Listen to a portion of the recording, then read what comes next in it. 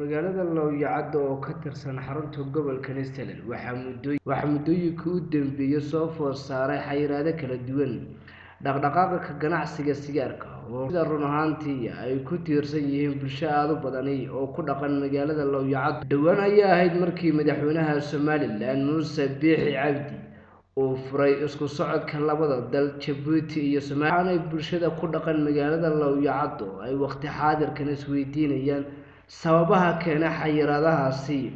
Magaalada Lowyacado ayaa iyadu la mid ah magaalooyinka Wajaale iyo Xariirad oo iyagu magaalooyin ganacsi, hase yeeshee waqti xaadirkan qaar iyagu ganacsigoodu sida suuqyada kale u shaqeeyo.